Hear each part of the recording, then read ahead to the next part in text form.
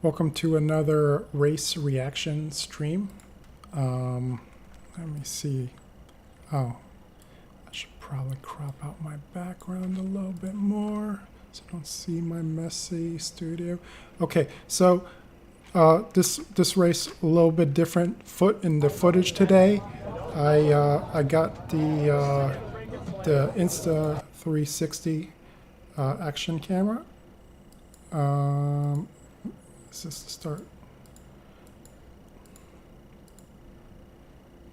Yeah, this is it. 3-4 men are off. Okay, so this is completely different than how I normally shoot the footage. It's using a 365-degree camera, so that's me racing here. About this race, so there was in this race about like half an hour in, there was a really nasty pileup. I made a YouTube short for one that I used for like exactly the crash. You know, I created like a drive-by view using the app.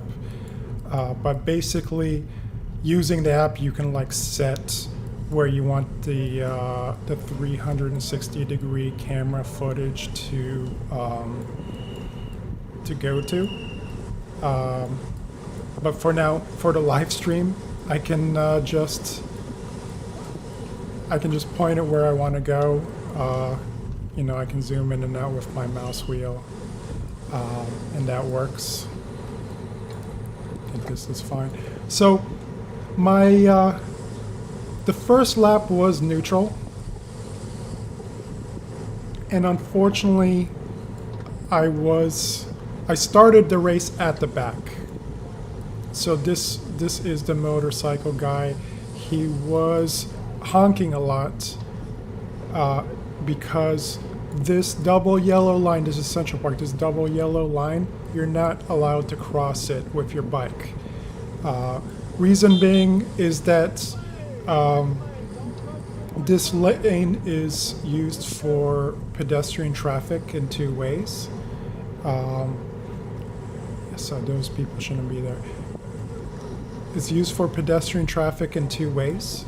And by riding on the other side, you put those people at danger. And there's been a number of incidents, and they pretty much have a zero tolerance policy in the park now, and this is why they have, you know, someone literally in the motorcycle, you know, telling you as soon as you get close to it. But yeah, you go over it. I mean, of course, the people that we just passed, they weren't in the race, so it's not like we can't do anything about it. But if you're racing, you're just not allowed over that line. So that's what he's doing there. And since I'm in the back, I'm like hearing the honks, and it's like honking is like my least favorite noise. This is honking in general just kind of really ticks me off. You know, I know drivers like to honk cyclists all the time. Yeah, we're slow. Like even me, I'm in this race, I'm averaging 26 miles an hour in this race. On the road, you know, I'll often be riding 20. It's too slow. I mean, it's too slow for drivers. You know, they're going 40 miles per hour in a 25-mile-an-hour zone. You know, that's what they do. You're slower than that, they will honk you. Great. Thanks. You're not only breaking the law, but you're harassing me about me not breaking the law with you. Thanks. So that's what they do. Fun. I'm not a driver. I have a license, but I'm not a driver. But if I had a driver's license, I would lay off the horn because I know how... It sounds like a gunshot in your ear, pretty much. It's really loud. You know, and I don't wear headphones to block the noise. It's just like boom. Boom, boom, boom, boom. It's like, okay. You know, the noise is designed so other vehicles can hear you. So when you honk, people that have unprotected hearing, like not surrounded by a car, it really is loud. So the only thing about this 360 camera is like, okay, I want to look forward now. It will, so this is a left turn. It will, if I don't hold the cursor down, it'll start looking, it just keeps the direction. So I kind of have to adjust the view as it goes down. This first lap is a neutralized lap. And the neutralization stops right after this right here. So I am still pretty much at the back here. This is the last bit of the neutralization, and now I'm just hoping that there's no big gap here, because that would have been the end of the race for me. That's the only thing that sucks about Central Park right now, is this construction right here. It narrows the road so much that in a big race like this, it causes it to stretch out for that section in every lap. So it does require, this is a rolling circuit race. Yeah, a lot of people ejecting bottles because there's a lot of road lips and furniture here. And I've had it happen to me too, yeah. I have had it happen to me. It sucks. Especially if you just have one water bottle, because going to be dehydrated, which I am a little dehydrated, so I have my water. This race is an hour and 22 minutes. I'm going to try to sit through it. It's in so this camera is different in the sense I'm used to recording with a GoPro, so it's just a fixed focal point. Oh, this guy said nice bike right here. I was like, thanks. This is a S-Works Tarmac SL7 that I got. And I don't feel bad about racing on it because I have bike insurance. I use this company called Velosurance. I've had them for a number of years. I've had accidents with the bike insurance. And actually, the last bike, the one I had before this, I had a pink bike before this, a Specialized Alas, a 2018 model with the rim brakes. Whoops. Yeah, that's a motion sick view. I was riding in the back of the race like I do, and someone crashed into the back of me, and they hooked their handlebars into my rear wheel, broke a couple spokes of mine. I didn't go down, but the broke some spokes, and but the worst part was like after I took it to the shop to get inspected, there was like some cracks in the paint on the bottom here of the bike, and they said that this triangle here, this back triangle here of the old bike was cracked. So I opened up a claim with Velosurance, and when the insurance adjuster called me about the details, I told them that Specialized only sells Allay Sprints with disc brakes now. I have this insured bike is a rim brake Allay, and like I have to, like, in order to buy a new Allay, I have to buy all new wheels. I have to buy a new group set because the frame set is disc only. It's not compatible. So the insurance adjuster actually wrote it off as a total loss, which I was really grateful for, because I had a $4,000 policy on that bike, and I actually used that. I used that to get a better bike, and now I have the S-Works SL7. And of course, it cost me more. It cost me a lot more, but I was confident in having the best equipment now after having a really good experience with Velosurance.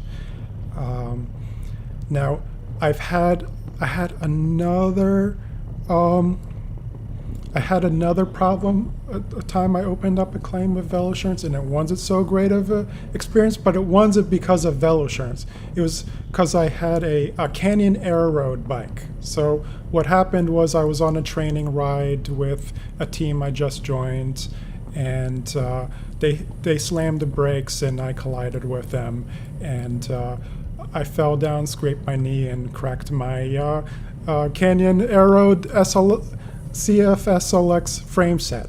I contacted Canyon. They said I could get a new frame set for $1,700, but they didn't have it in stock. So I got a check from the insurance company for $1,700. I wish I went with another bike at that point, because I waited for a few months to get a replacement frame set. When they finally sent me one, it was like I didn't even notice until I brought it to the bike shop and got it back. So, because the old bike, the Canyon had disc brakes. It had Ultegra Di2 11 speeds, and I brought it to the shop. They didn't even tell me this. I didn't even notice. I gave them the frame in the box, and unfortunately, the frame was a. Yeah, this is Claudio Martinez from YouTube, right here next to me. He unfortunately was involved in the crash. But anyway, they gave me the wrong frame set. It was Canyon makes frame sets for electronic and mechanical group sets. So they gave me the mechanical version, and the bike shop had already put it together. They did something with foam into the and duct tape inside the seat post. It was awful to ride with. I contacted Canyon, about the situation, and they said, "We're so sorry, but you have to pay for it to get. You have to send it back. You have to take it apart and send it back." And I was like I spent $350 for a bike build. I was so pissed off at that point. So I rode with it for a while, and eventually I just, I saw the 2022 LA Sprint come in stock, and I replaced my Canyon Air Road frame set with a LA Sprint. I downgraded from carbon, high-end carbon to high-end aluminum, which is fine. But I wish I did something like that in the first place, instead of, use the insurance money for going with another brand. I had no idea would have that kind of experience, that they would just give me the wrong frame set. But in general, when I rode the Canyon, I also did not like how it rode. It had this kind of speed wobble whenever you go over 25 miles an hour. The bike would just have this kind of undulating motion to it, and the same parts on the LA did not do that. So it wasn't the wheels; it was the frame set. It was definitely the frame set. It happened with before it crashed, and also with that other frame set. So it's just a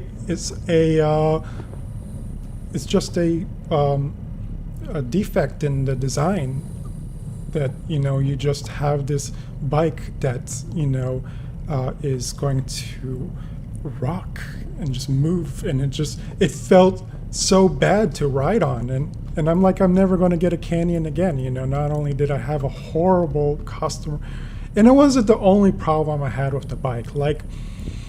The saddle would slip a lot.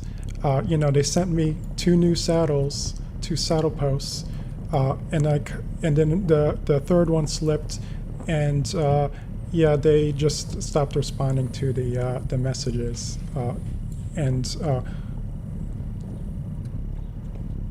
I'm like, okay, and I kept emailing them again and again and again, and opening up a new ticket, and they just stopped responding to it. It's like, okay. Thanks, and this is it was like a $6,000 bike, and they're like, it's just like a horrible design, horrible brand, and you know, I thought, I thought I was getting a real deal, and you know, I like now I just put together. Now I always build up bikes with the frame set. You know, I can and I wouldn't buy a frame set from Canyon for that reason, for the bad experience I had with their customer support team with multiple incidents. But yeah, I definitely recommend frame set. It does cost like $350 to pay someone to put together. It does take like 4 hours. It takes around 4 hours to put a bike together. You know, it's something you could do on your own. But you know, I just there's some confidence in paying somebody, and you know, if something doesn't work, you know, after you ride it out of the shop, you can bring it back and they'll fix it for free. You know, a lot of shops are like that, and so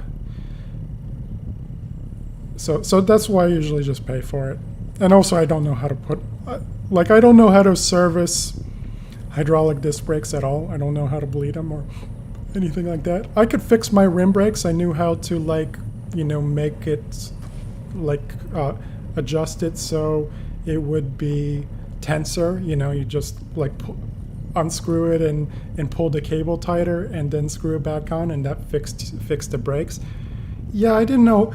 It's not so straightforward. I have the right oil and everything and all the tools and everything to perform a bleed, but the whole process seems really complicated.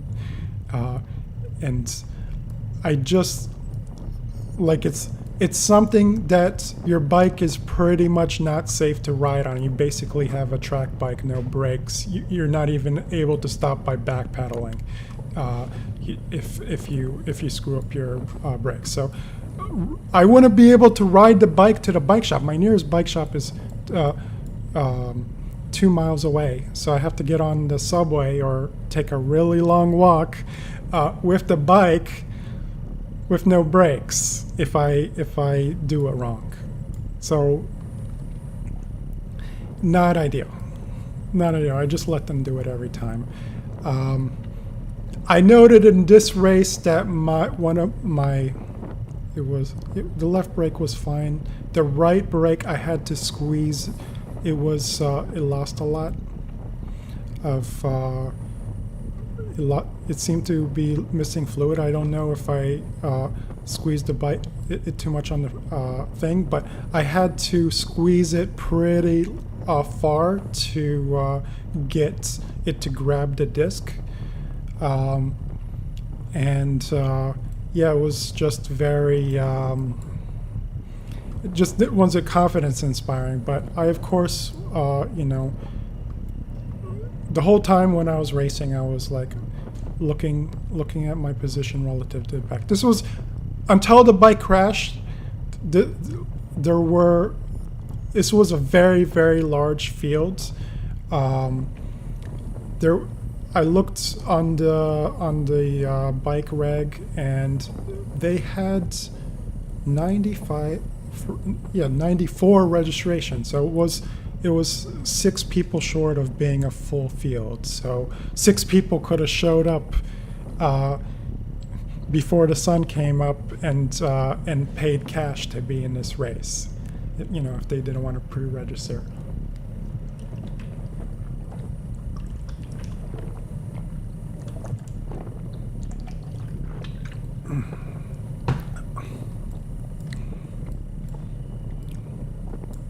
So yeah, I'm very much at the back of this race this whole time. I'm also not confident in riding this, but it's fine. And part of it is because this is the 3-4 field. I'm a Cat 3.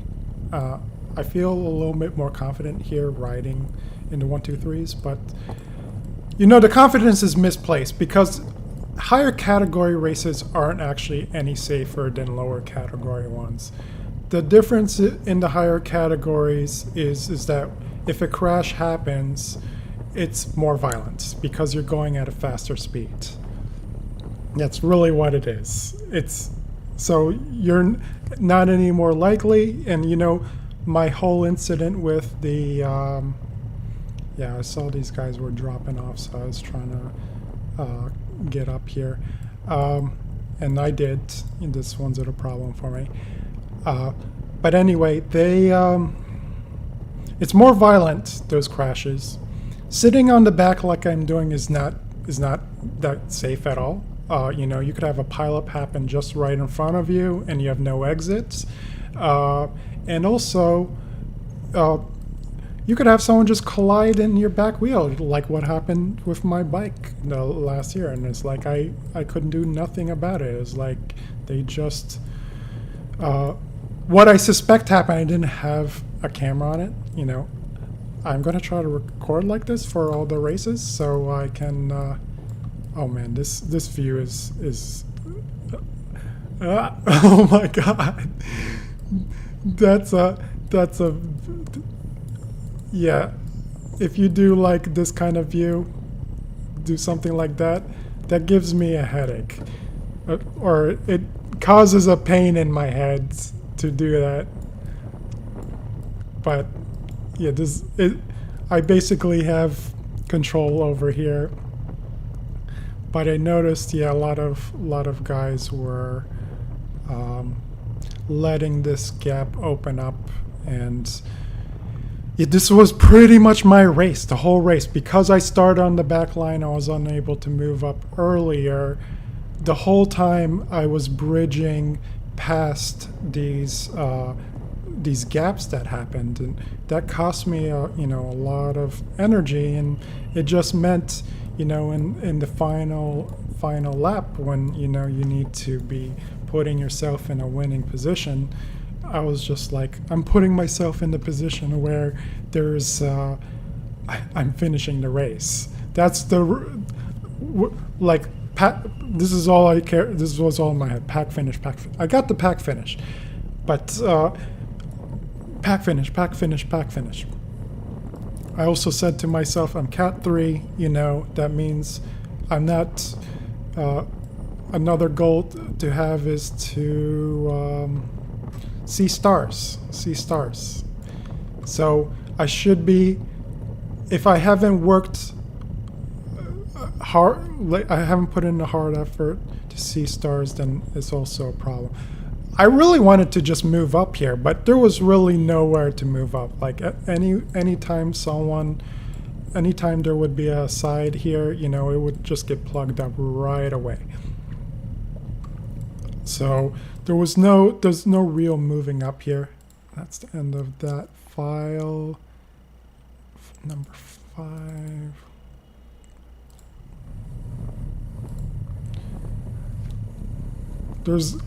So I kind of just had to sit here in this position and just relax, because it's a long race. It's like, yes, it was 6 laps around Central Park, so a little over 36.6 miles, because each lap is 6.1 miles. So 36.6 miles. As for my stats, what was it? I averaged like 208 watts. And it was... My Garmin said... It gave me anaerobic... It said anaerobic focus on there. So I got 312 anaerobic points for filling in the various bar. If you have like a Garmin... if you have a relatively new Garmin Edge, 830, 840, I also use a Forerunner. I use those to help me, track my fitness over time, and yeah, it works all right.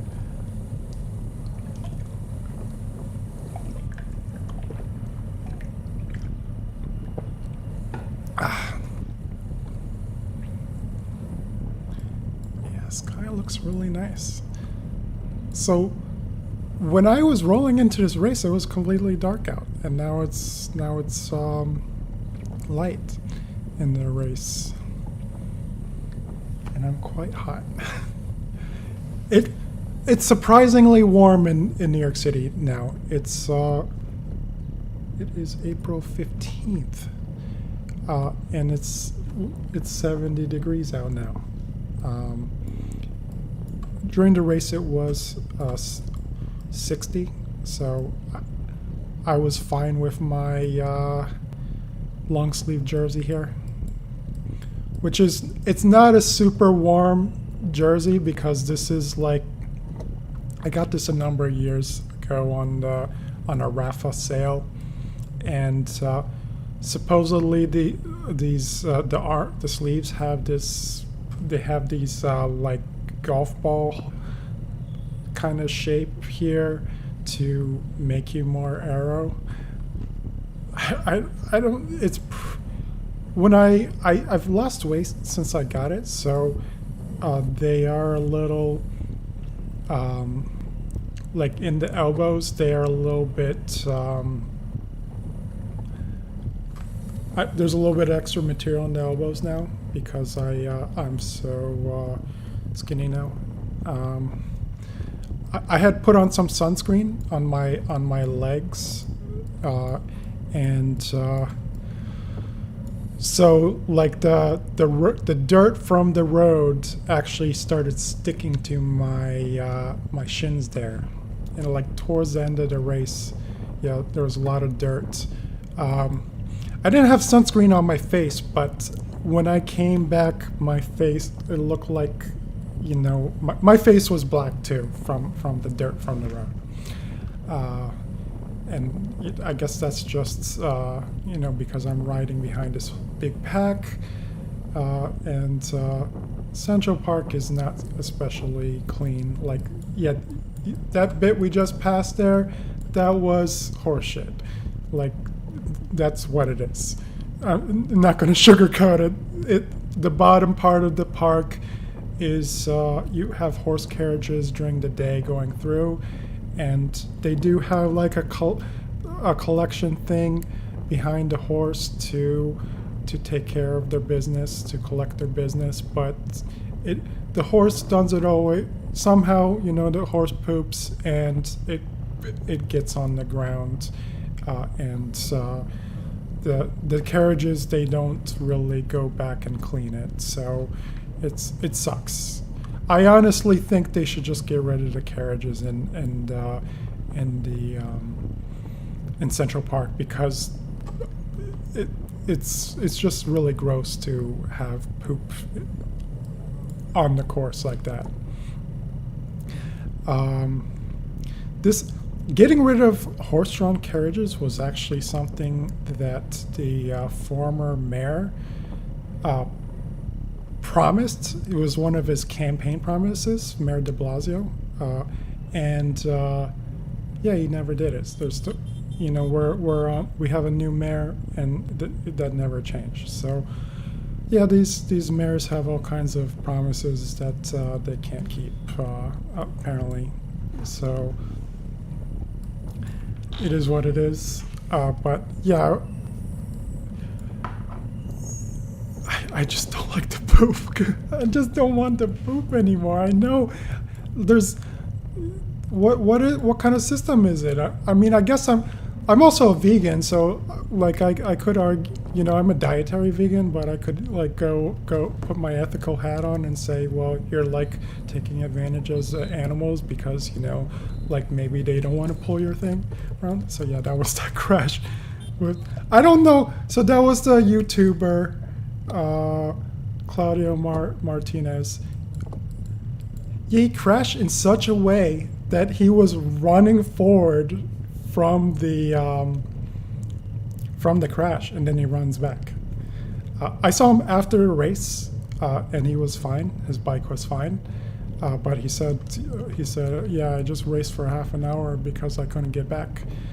I fortunately could get back. I was so far behind here. I was so far behind. I was like, I was like, okay, seeing stars.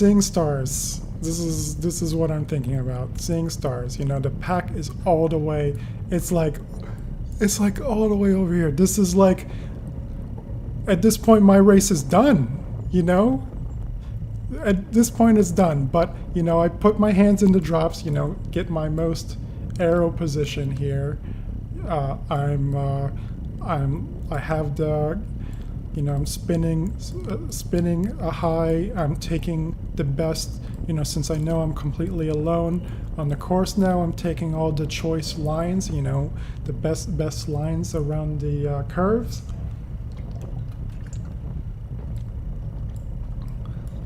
And yeah, I just keep pushing at it. I'm just in these drops. I'm working hard,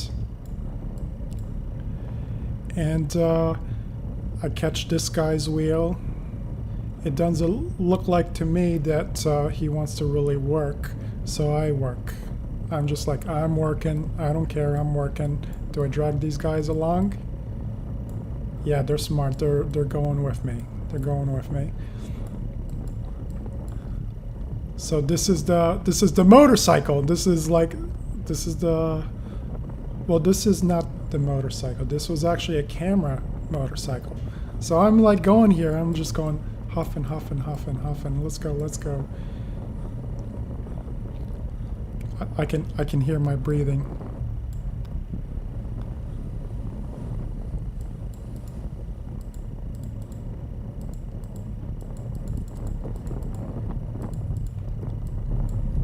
There we go. Yeah, this guy was like, he was like, nice job. Yeah, at this point I'm back on. At this point I'm back on. And I just said, like in that moment I just said, fuck my life, because it was so hard. And when I got back to this pack, I was so tired. I was like, what did I just do? And I couldn't believe it. I couldn't believe it. This is the pack. I made it. Like a lot of people were talking about the crash. Apparently 1/3 of the race was taken out in that crash. So yeah, various people talking about it, including Claudio. You know, I'm glad he's okay. I did see someone that I recognized in the New York Cycling Club racing team at the back of the ambulance. I hope he's all right. I forgot his name, but I know him very well as someone that I've raced with since I started in Central Park. So I'm just happy that, well, I'm just happy that I was a part of that. I was able to navigate that, but yeah, literally when it happened, I was behind somebody, and I was like, okay, there's a line here. There's a line here around these people, like right here. So just like that, I was like, here's a line, commit, go. and I wasn't in that crash, and literally a guy that was right a few feet from me was in the crash. But like, if you want to be in a bike race and continue riding, in the moment you can't even think about that. I was like, I like, people were commenting on it, and I was just like, I was struggling to get up this hill. I was struggling to get up this hill because I'm tired. I didn't really recover at this point. I was better recovered towards the end of the race, but like I did like a sort of self check-in, and I was like, I can't do that again. I can't. Like, the best I can hope for at this point is a pack finish. It's not going to be I'm not going to try to make any moves because I just don't have it in me anymore. Like, at this point, just get up the hill, stay on with everybody. And I was really worried at this point that Now I'm off here. Now I'm off here. I was like, okay, now I got to get in those drops again. Ride as efficiently as possible, you know. Bring my shoulders closer to my handlebars. And I actually looked at my reflection in some buildings when I was riding home today after my race. Yeah, I didn't ride out after this. There was supposed to be like a thunderstorm coming up, and I was like, oh, I don't want to I don't want to take my chances today, so I chose not to ride today. And I took a nap and focused on the footage. But anyway, yeah, get back on, and I don't have to be in the drops anymore. Which, my bike, I need to like tweak my bike fit or something, because my hips really bothered me after the race. They really did bother me. But I literally had a flat back, you know, from my saddle. So there, I couldn't have been more aero in that scenario. So yeah, the whole race an hour and 22 minutes, and I'm just rolling along here. And it's like I'm still at the back. Thankfully, there was no more crashes for the rest of the race. It's fine, but it was a whole lot of me like not able to keep pace. And you know, for the guys that there were some people that I was able to bridge up. You know, they followed my wheel and bridged up, which is great. They were able to get a better position in here. So I don't know, might have been a confidence thing after that. But I think it was more like I just did all the work. I didn't care if someone was going to be on my wheel on there. I said I know they're not going to, it doesn't look like they're going to work to get back, and I'm not going to wait around to figure out if they will work. So I'm just like, I'm going to put down the effort and get back to this pack. And, you know, so I dragged them back, and, you know, they were able to get a better position. I pulled them back on, and they were able to, I don't know if they ultimately did well in the race, but I was totally done. I was like, and then I just had these multiple times where, you know, I'm trying to slot in here, but then I'm, you know, I'm losing wheels. And I noticed this, and it's like I feel like I'm trying to be aware of this. Okay, it's not my gears. Like, it's not my gears. This bike has a 12 speed. It has, I put a 5440 crankset on it with 1134 gears, and yeah, so there's no way it's the gears. So I just need to spin faster. That's what's going on. So I know I'm not spinning quick here. Whenever I see myself going back, I'm like, it's definitely my cadence. It's definitely my cadence. So I'm just. This guy was commenting, it's so lucky your new bike didn't get caught up in the crash. I was like, sure. I mean, I'm not going to go into detail. Yeah, I have insurance. That's like, you just gotta, I mean, honestly, you know, in general, every time you have a crash, your premium goes up. So something to keep in mind. It's not a if you tend to crash a lot, just ride a cheaper bike. You know, don't get on a tarmac S-Works, or, you know, another super bike. You know, this bike actually cost me $11K to build, and with full Dura-Race. And Dura-Race C60 wheels. So I didn't pay $15,000, it was $11,000, and it actually ended up being less than that because I had a discount with Specialized that was the amount after the discount. So I had a discount and that. The moto was commenting to us. He said, "Oh, great job staying in the lines."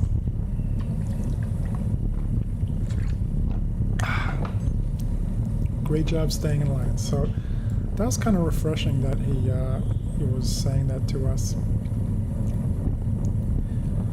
So yeah, I was just trying to slot in whenever I could to them, but you know, I could have been closer. I mean, for me, my goal for the race, really, I was like, I want to be the person that's like bridging. I wanted to like bridge breaks.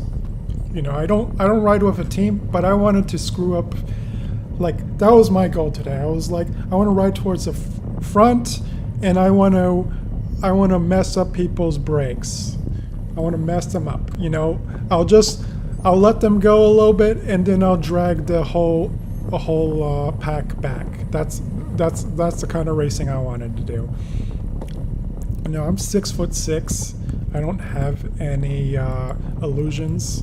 I'm, you know, Cat 3. I'm I'm an unattached rider. I don't ride on a team. So the day I win a race will be a day I got really lucky. You know, a lot of things went right, and I happened to be in peak form after having a lot of crappy races like this. Which sorta, like, if I keep going like this, I'm going to have a great season. I'm going to have a great season.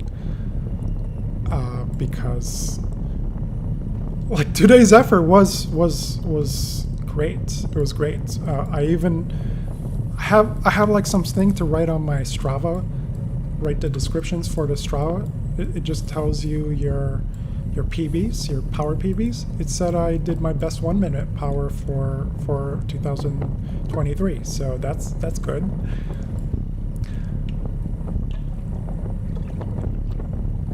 I'm really killing this water, but I'm talking a lot too, so gotta stay hydrated.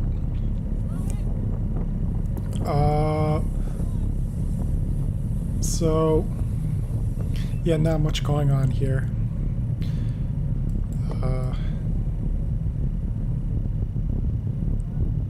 Yeah, this guy commented. He said that like his whole team was taken out by that crash. So that's unfortunate.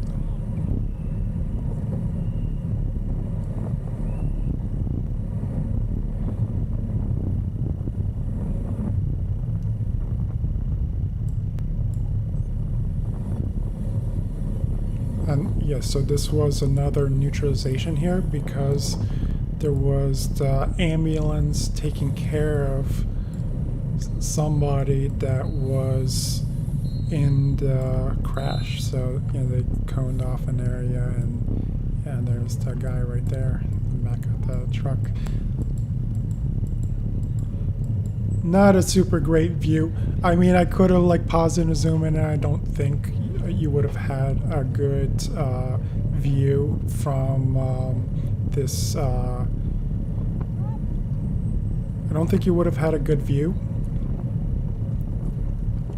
I could see him from my perspective. Of course, I'm a lot taller here, but I'm not gonna mount the camera there. I'm sorry. You know, you see the videos from people that have the cameras on their helmets, on the top of their helmets, and I'm like, you know, thank you for your aero sacrifice.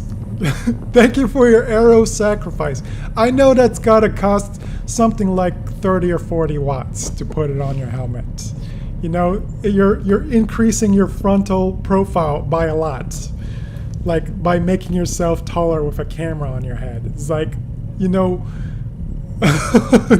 Thank you for your aero sacrifice. Oh my god, this is like getting lower. Present like that's literally that's more effective than all the upgrades. But the upgrades count for something, you know. They do count. Like those upgrades let me, be in a race like this that's going, averaging 26 miles an hour with 1,200 feet of climbing, very, very technical, with a 200 watt average. It's like, oh,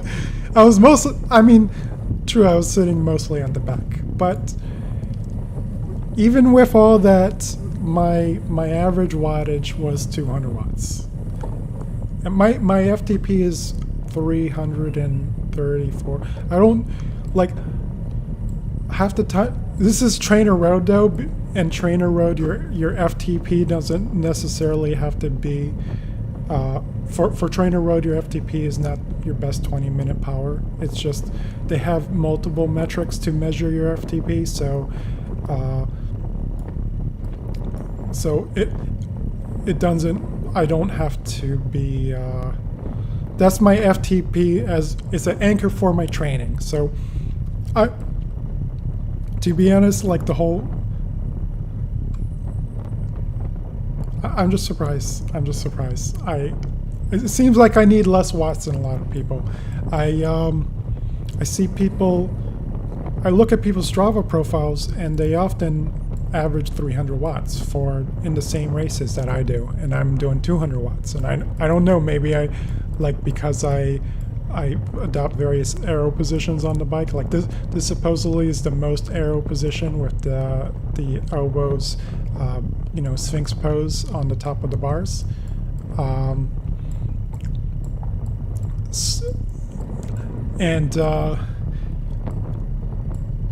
Maybe just a general awareness of aerodynamics on my part. Getting all these various upgrades. That means I don't need to have 300 watts to sit in a bike race. But yeah, there are plenty of people that have to train that way because they're either their bike or their handling skills are not doing them any favors. Because you really do need to have the ability to just how do you go through and pick a choice line here, and then you're do you know about the position of your thing to start pedaling through the corner while you're turning there? Can you be comfortable pedaling while you're turning? Are you aware how much you're leaning your bike to not clip your pedal when you're doing that? But if you clip your pedal, are you going to fall off, or are you just is it going to just you're going to be like, crap, I put a scratch in my crankset,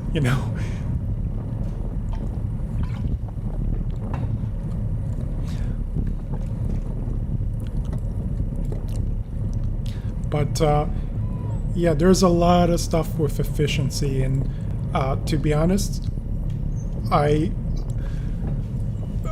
that's I get away with a lot of stuff with efficiency. So every time I'm on the back, I'm yeah, you can see the Insta360 in there. Every time I get in the back, I'm always trying to get lower somehow, So here, I'm are these guys dropping off?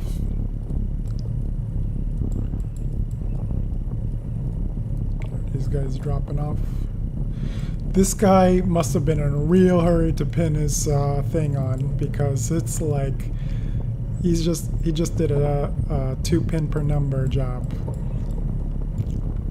which is fine, I guess. This is actually fine. I thought this was bad, but I saw an 8-year-old video from the Specialized Wind Tunnel that they were comparing the various ways of pinning the numbers, and they said the difference is half a watt for the worst versus the best.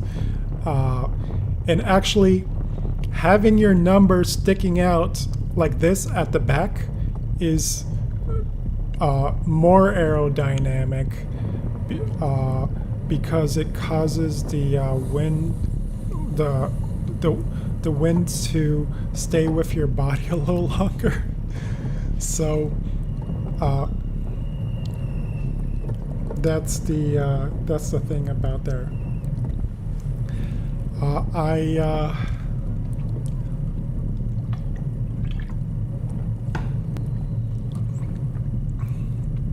So how far? This is the second clip of the race, and it's almost finishing now. And there's like, I think there's just one more clip after this one to go through, and point.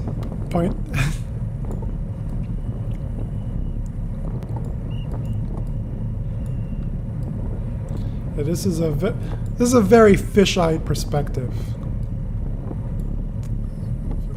Like here's like, oh wow, that's crazy.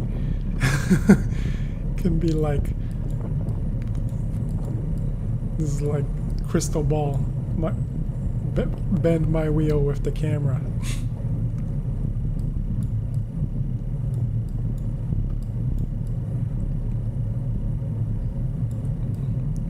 Interesting.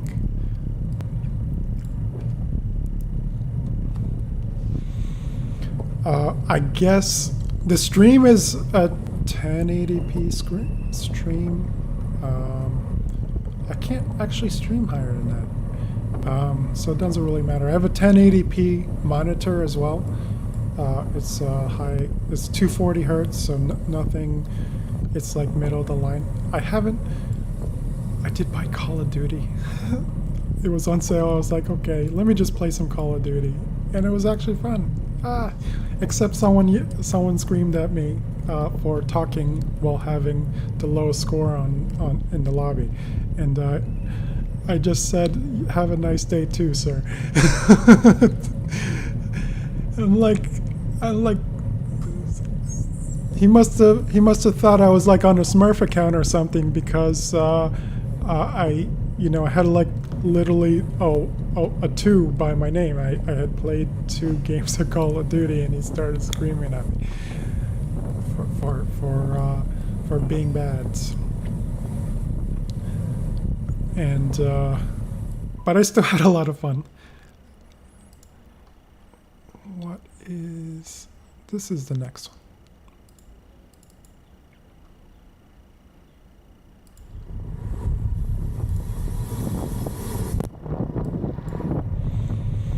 Well, it did capture.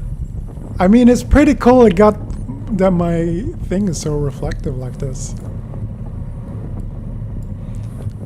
What kind of arrow profile am I presenting? You know, Zwift really penalizes you for being tall in the game, and they don't allow you to adjust your position to go lower. It's just like, you're basically upright on your bike. Everyone is upright, so therefore, if you're tall, you lose more watts. 100 watts. 100 watts for me. I lose 100 watts. So Zwift is not fun. No, I haven't tested I haven't played since the Pack Dynamics thing. They were beta testing that when I was subscribed. And I don't know, maybe I'll go back. I'm not sure right now. I mean, like right now, just use trainer roads, and I put my trainer so it's facing out the window now, because and then I can have the fresh air and the fan right sucking the outdoor air in, so I get the best air when I'm training. It's been good. I had a little debris on the camera, so that's what this is. And I believe that was on the short. I'm like, this was the first time I used this camera. I just got out of the box yesterday, and overall I'm satisfied with it. I have to say I'm really satisfied with. This amount of control with the footage, to be able to get a 360-degree thing, look at the sky and stuff, see a collision happen, an accident happen, and then do like a drive-by view like that. That's really awesome. Uh, so definitely like this camera. This to play it, I'm using the Insta360 software. It doesn't appear to be super smooth, but I'm not sure if it's the lack of smoothness in the footage or the fact that I had set the camera to only record 24 frames per second. Yeah, there was a reason why I did that. You know, you can actually record in up to was it 60 frames? 60 frames or something like that. That's the same with the GoPro. But when you do that, it kind of looks like a soap opera. So your 20 miles per hour footage does not look fast. It looks really slow. It looks so slow. And I'm like, is this like am I like by playing on like games in like 240 hertz with, you know, high-end hardware, am I making my game slower? Is that what's going on? I mean, yeah, it makes the competitive games easier in a way, especially the ones that have you that are based on you seeing somebody first, and if you could see them like half a second sooner, but like even with the additional refresh, it's not half a second we're talking about. It's like 1/16 of a second that the 240 hertz improves your reaction time to. I think the main advantage of it, and this is something I've noticed for like just working, like I work as a professional coder. I do Salesforce work, so a lot of looking at Salesforce configuration screens and then VS Code, and there's less fatigue with the higher refresh rate displays. Zwift doesn't like higher refresh rate displays. Their game will like literally have everyone pop in and out of existence. So I believe this is the second to last lap. There was a guy that broke away ahead, but I don't think it's... No, this is... I saw... That was definitely a 2 back there. 2 laps to go. 2 laps. So I'm describing the next lap. There's still this lap to go around, which is pretty uneventful. Pretty uneventful. I don't know, I guess I can check out people's bikes. This guy also has S-Works, the rim brake. Yeah, it looks cool.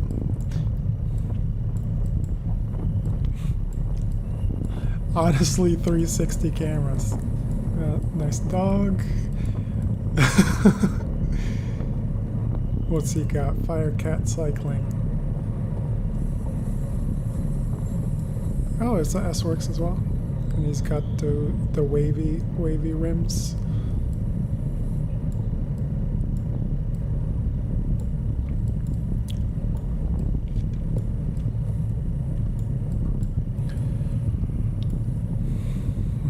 I don't think I'm gonna... This is like I can only comment on the people right next to me. This guy felt...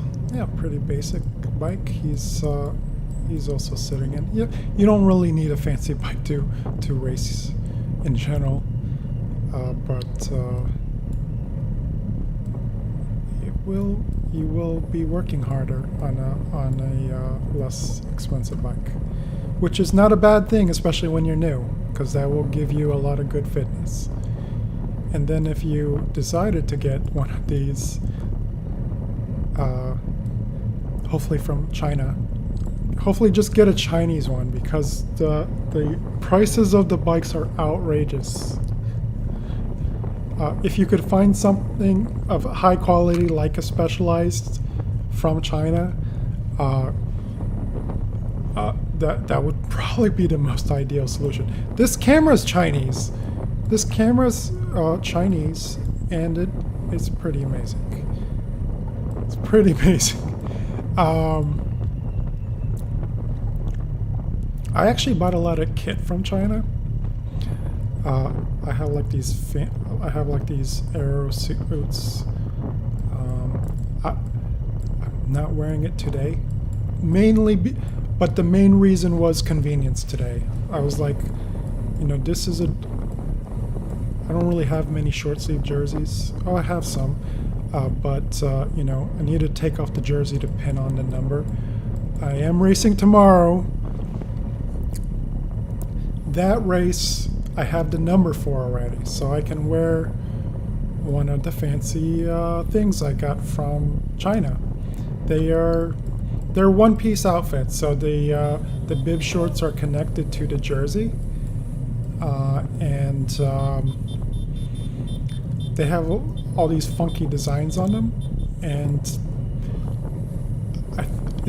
if you get it from Rafa, it's called an aero suit. It costs like $500 or something ridiculous like that. I got it from AliExpress for like $45 for one. So I was able to I have like a whole collection of them in all different colors now, and they're great. If you wear it a lot, it'll last you. Like it started have one that had holes after a season. Fine. It was $45. I have it's like buying clothes from a drive-by fashion. It's really inexpensive. And it's a full thing. It's the jersey connected to your shorts, with the bibs. So it's like a shirt and shorts out in one.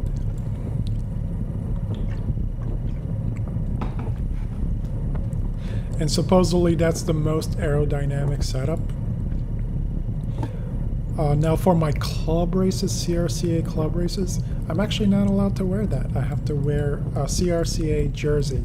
So I have my yellow jerseys for that. I had to order a new one and toss my old one because the old one literally had a hole right on the back from, I guess, pinning stuff. The holes, I started developing some bad holes. Here was another race we're passing. This appears to be a women's field.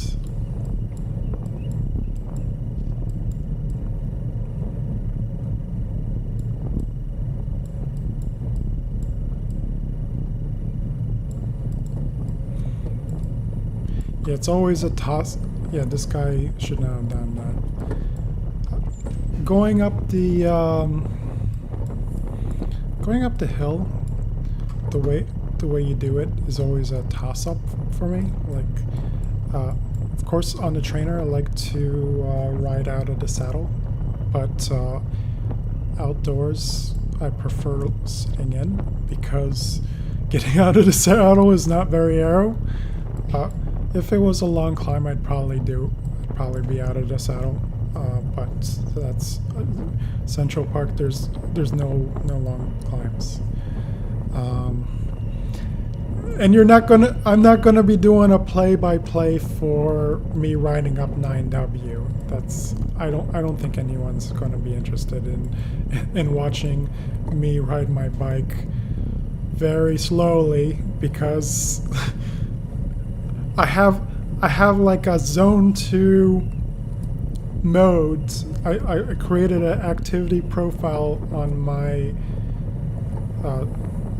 bike computer, the 1040, which I did not pay full price for. I had a coupon for, but I got the 1040. I have an activity profile. I do zone 2 based on how Garmin does zone 2. So what is they give you zone credits. They have 3 training zones: low aerobic, high aerobic, and anaerobic. So the low aerobic zone is basically zone 2 heart rate to zone 3 heart rate.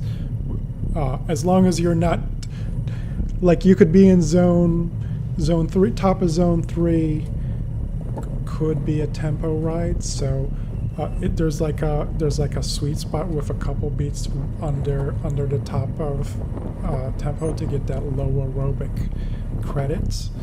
But if you spend too much time at the bottom of zone 2 heart rate, and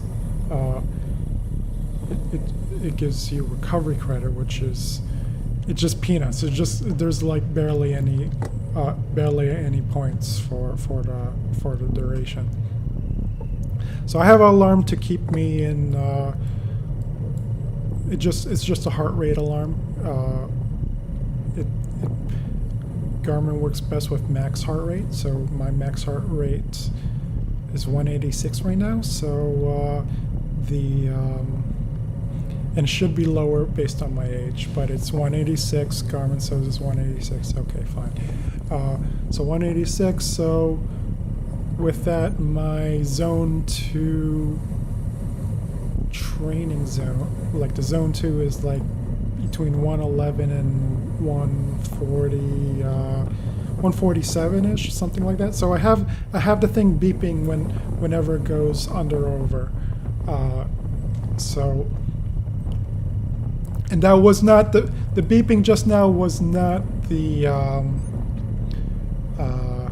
is not that alarm. I have for racing. I have a race profile that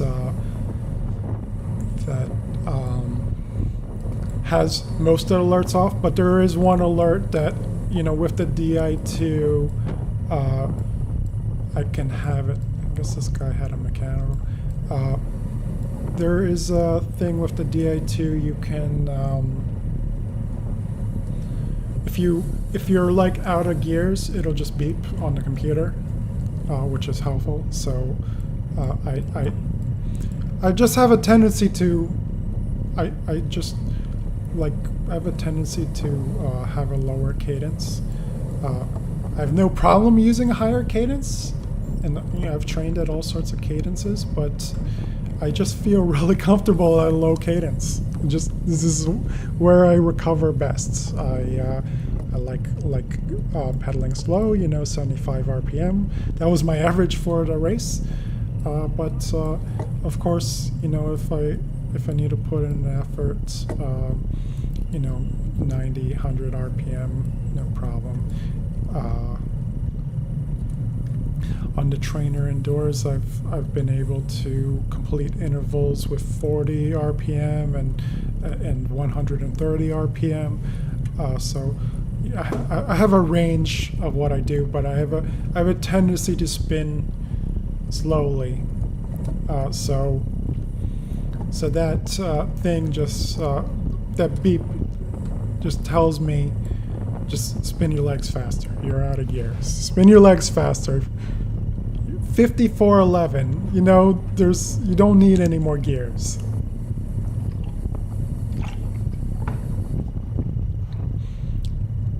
And I'm definitely not spinning it out. This is like, well, now I'm lower. Avoiding the crap and pointing it out for anyone that's behind me.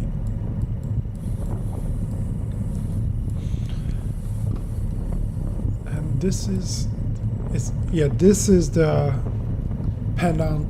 penultimate lap. Penultimate lap. Probably super boring. I'm not even going to pretend. I'm not even going to pretend this is not boring. Does this guy drop off? Yeah. Got another drop off. Well, because I don't try to win this race. And the reason I don't try is because I'm tired. But I'm going to have a great season. This is fine. This is month 2 of the season. it's finally the weather is it's finally spring. The weather seems to be all over the place, which is how spring works. Yeah, it's just it's good. I'm racing tomorrow, so it's perfectly fine that I didn't go out and see if I could catch the thunderstorm on 9W. There's always the opportunity to do that tomorrow. There's no. If it was just rain, I would have just went out, but it's not just rain. So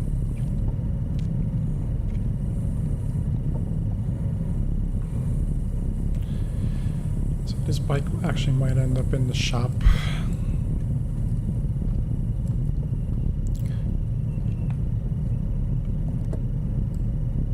Because of the brakes. I have to get the brakes blood for $60 or something like that. Or $70. I don't know how much they charge now, but it's pretty expensive.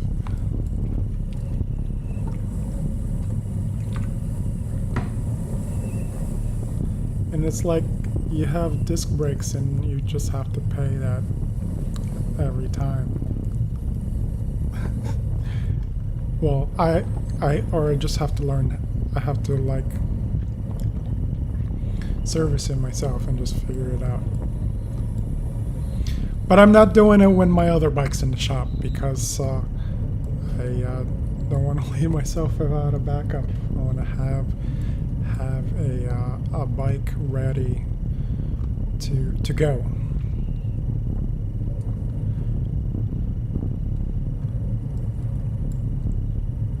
So yeah, this was the thing where I saw the brake. It was just a single guy brake, and it didn't appear. I don't think he got away. No, he actually did get away. I saw that one rider in the last lap. He was so far away from everybody. He was so far away from everyone. And it was like, okay, this guy, I know what position this guy is going to be standing on the podium afterwards. I didn't stick around to see the podiums because I just didn't want to.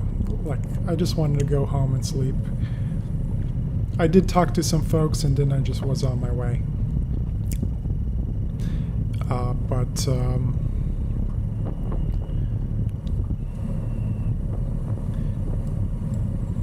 It does it.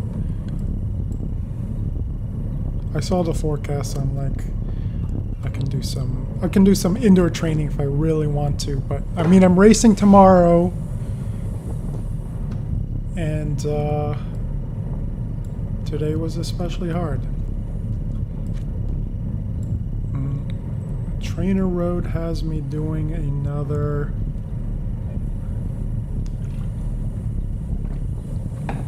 opener activity. It's called like Laurel or something like that. I'm glad I did that yesterday. I did it yesterday, and then I did like endurance thing yesterday. I did those two. I have to say the opener workouts, the 5-minute effort in the opener workout was very similar to that bridging effort that I did to after I navigated around that crash half an hour in. But by this time I was like checking in with myself. Okay, this is it penultimate or ultimate? I don't know. It's toward the end. But I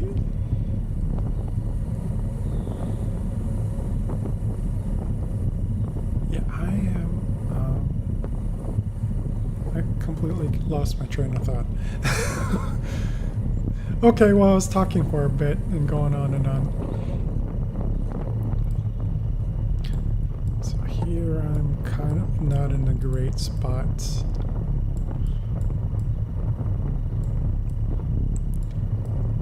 But it's okay. Like once I'm here, this is fine. If the field was narrower, this would not be a good spot, but because this field is so wide, it's a great spot. And I don't know,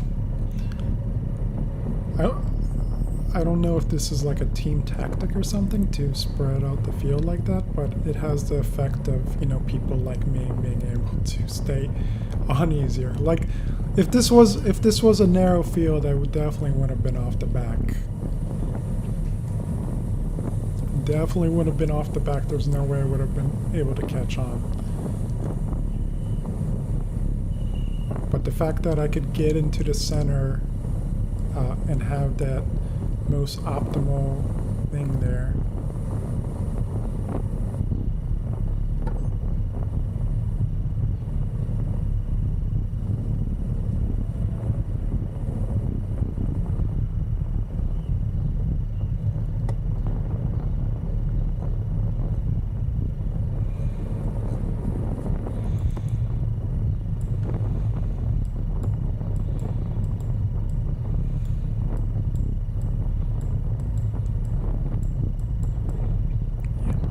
Are completely brown from the dirt sticking to the sunscreen.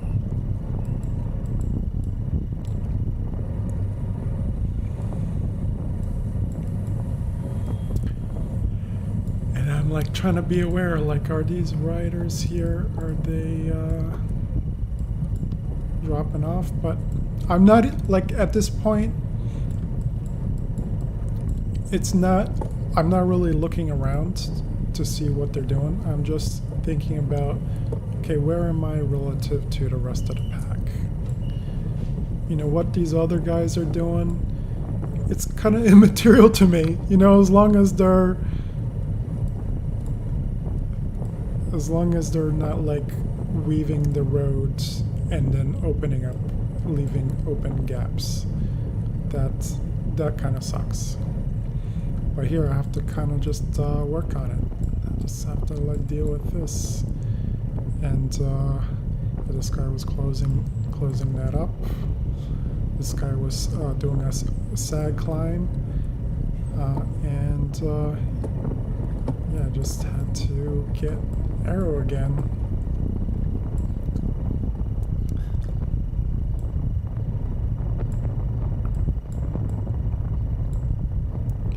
Because I'm nowhere near where I need to be, and yeah, this was just not recovering. That big effort, you know, and then all these. I should have been closer to people, and just not been doing these bits where I'm always. Off here.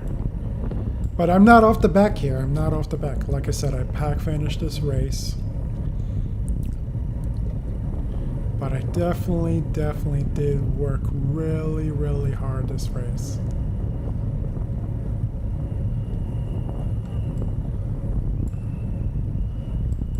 I believe this is the last lap. This is why there are so many people like falling back.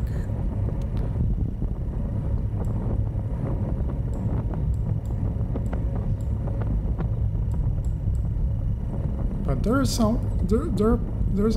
people riding on my wheel, and like they know what's up.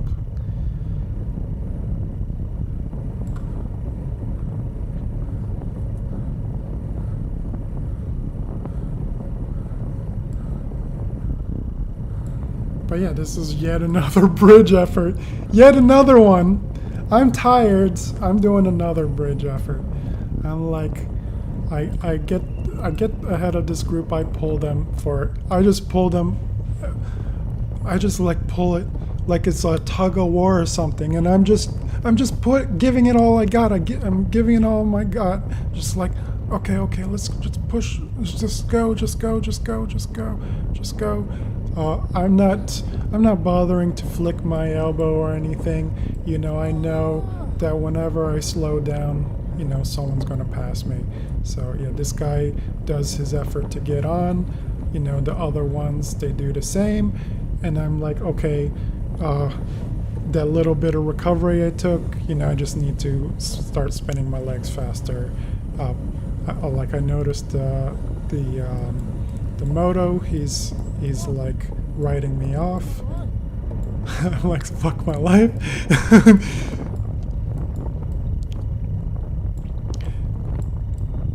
But I don't fall off the back. I'm like, I have to work this. I'm like, this is not the end. This is not the end. The whole race is like this. The whole race. This is the whole race for me, because I was not well positioned in the race, and that's just gonna have to be something.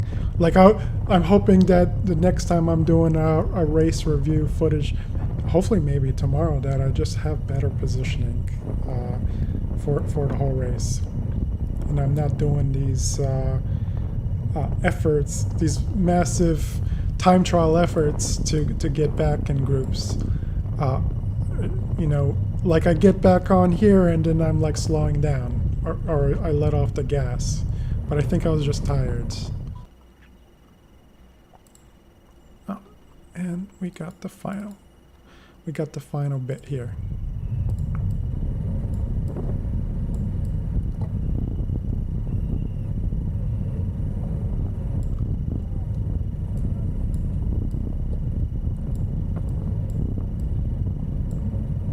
So this is definitely the last lap, because this is very short. I'm out of water, so I'm parched from talking this whole time, and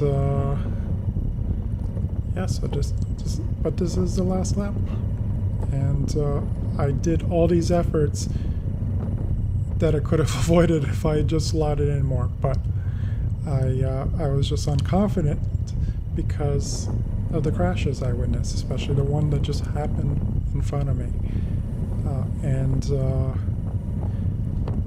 But I should really just let that go. Should let that go, and it has nothing to do with having a new bike. The bike is insured. I'm not looking to abuse my insurance, of course. You know, I try to drive my bike defensively, but at the same token, it's not going to be a huge loss if I crash out of the race and have a lot of damages.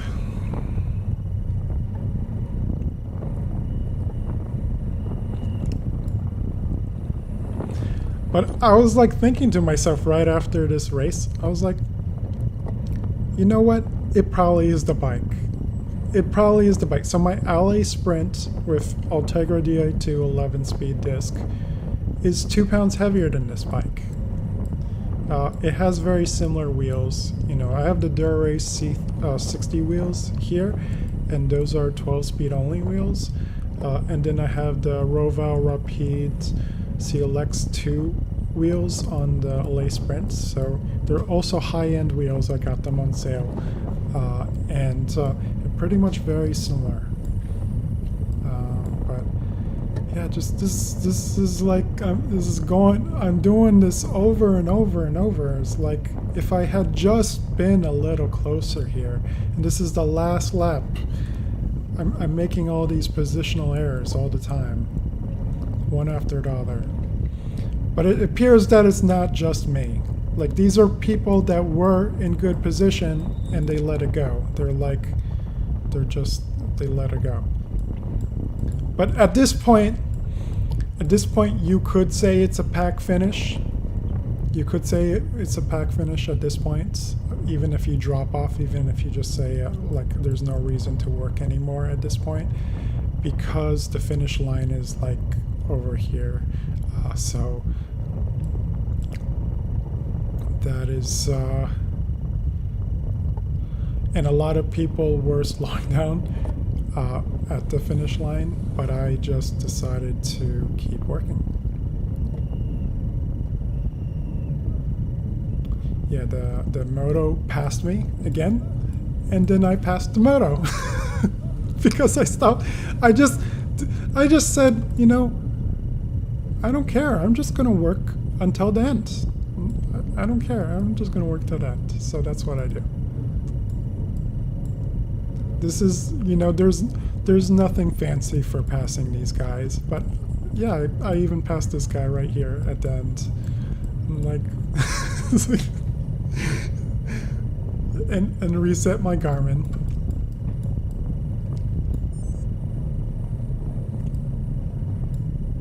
And that's the race.